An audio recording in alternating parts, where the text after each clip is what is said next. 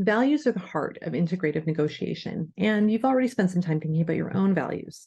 The next step is to lean into your empathy and put yourself in your employer's shoes. Try to articulate what they value in you and what they're hoping to achieve through this negotiation. So, your employer can have a number of different priorities in their negotiation with you.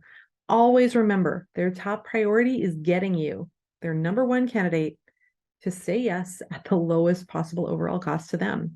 But I want you to think about cost in terms of more than just money. Think about it in terms of value and think about yourself as the investment. The employer wants to invest in you because you're the ideal person for the job. So in exercise 3, I want you to take a few minutes to document why. Why are you the ideal candidate? What have you accomplished? What are you known for? And really focus here on the things that this employer cares about most. Next, consider their problems. What are the urgent issues that they're experiencing where they need you there ASAP? If you think back to your interview or conversations that you've had, you should be able to identify some of the underlying issues that the employer is trying to solve by hiring you. Ultimately, you need to know what's causing them pain and frustration. Then consider what they're asking for. If you already have the job offer or the contract in hand, pick it apart. Most employers put together an offer that is ideal for them. So look beyond the salary. It may also include specific start dates, performance measures, restrictions. Read it carefully to identify any commitments that the employer is hoping to secure. What do those insights tell you? And then finally, assess the value of the package. Do the math.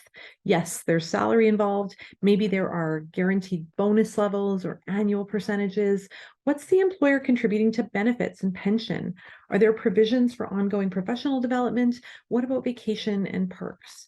Do your best to assign a current cost to each of the benefits that your employer is offering in that first offer.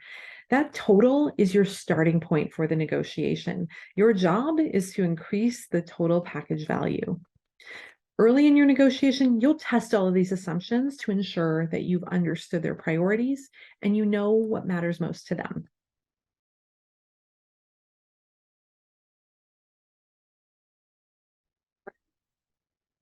Now that you understand why your new employer wants you so badly, it's time to start defining what you want to negotiate for. Too often we approach this step as an incremental exercise. Increase my vacation days by a week, grow my salary by 20%. Your imagination is limited by your own experiences and your current state of being. So we need to disrupt that incremental tendency. We'll talk about salary in the next video, and that's because salary is rarely the key to successful and satisfactory job negotiation. It's an important part, but it's not the only thing. The truth is that your employer's willingness to support things like your career growth, flexibility around your priorities, and support for benefits and perks that actually make a difference. Those are the elements that make a job offer worth negotiating. In a moment, I'm going to walk you through exercise 4, but to get your mind rolling, I want you to think beyond the salary to some of the other terms and benefits that you can negotiate for. So let's start with your career. You can ask for investment in your ongoing professional development, whether that's mentorship, formal training, support for conferences, or coaching. If your ambition lies beyond this job, then investment here is definitely something worth negotiating for. Next up are elements that allow your work and your life to coexist peacefully.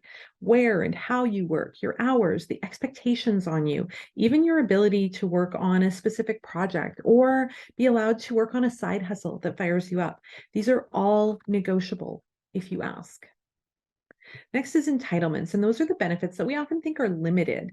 Health and dental, stock options, vacation days. Now, while the company might have policies around what's possible for these, you might also be able to negotiate additional add-ons or be creative in how you approach it.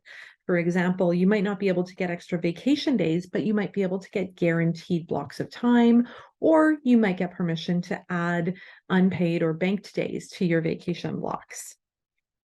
And then finally, perks. Do you want the latest and greatest technology, an expense account, or a card to avoid having to run your company costs through your own card? Does it make sense to ask for a vehicle, moving costs? If you're traveling frequently to the same cities, can you negotiate a housing allowance or a corporate apartment? If you can dream it, you can ask for it. Now that you're primed for it, I want you to take a few moments here and get comfortable. So Put your feet on the ground, put your hands in your lap, and close your eyes. Trust me here. Close your eyes and take a deep breath in and out. Just ground and settle yourself. I want you to imagine that you have just signed your dream deal and you're telling your best friend all about it. You've received everything that you asked for and a few things you didn't even think of. You're proud of yourself. You feel validated by your new employer.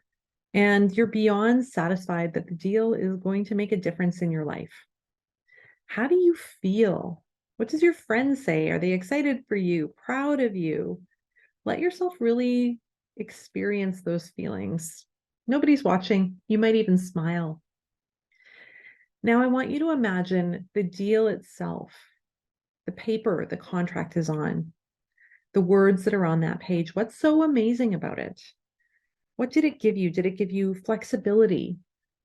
Did it pour abundance into your bank account? Is it essential to the next stage of your career? What kinds of salary and benefits and opportunities are part of that deal? And what are the specific benefits that will make the difference for you and your career in the future? I want you to think about why those things matter. How will they change your life? How will this job allow you to better support yourself, your family, your friends, your community? How will your life be different as a result of this deal? How will you be different as a result? Now, take another deep breath and then exhale audibly through your mouth. Give me a big, just like you're in a yoga class. Before you open your eyes, I want you to think about one word that will describe how this new job will make you feel. Once you have that word, open your eyes and write that word down.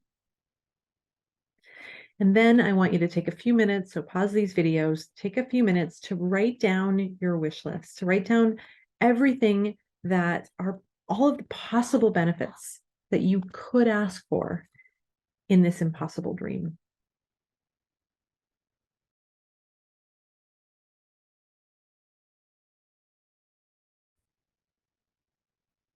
Now that you have an expansive list of items on your wish list, it's time to start refining that list to focus on your true priorities.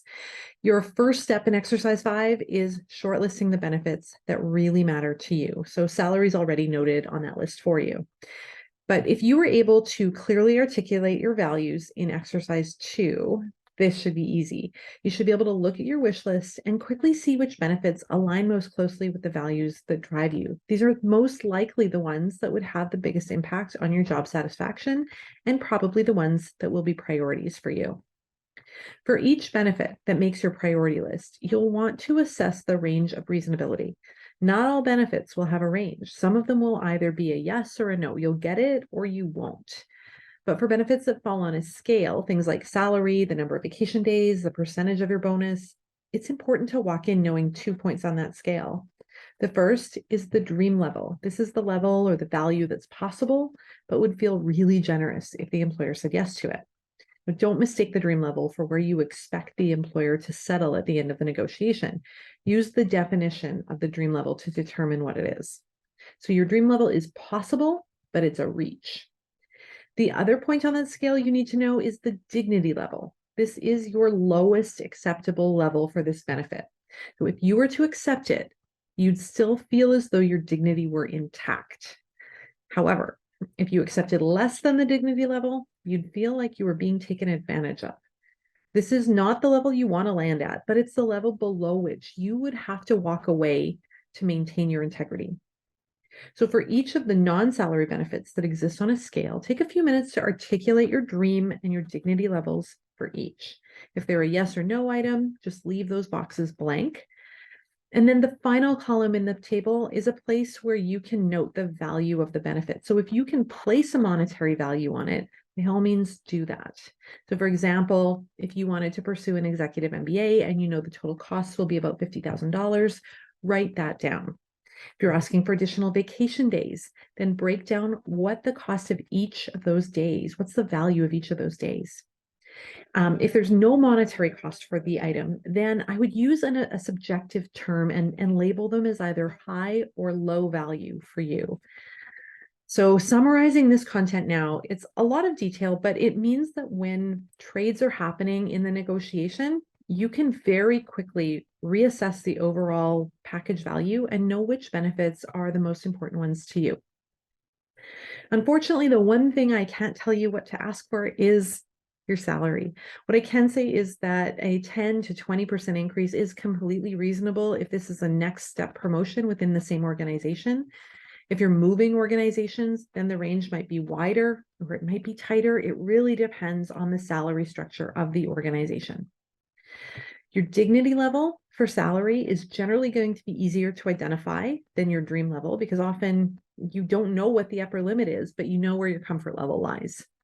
So I want you to know that there are some places you can look for clues and sometimes detailed information about what's possible. So the first place I would look would be the job posting itself. It may have listed the salary range. Depending on the nature of the organization, there may be published data in annual reports or in salary disclosures.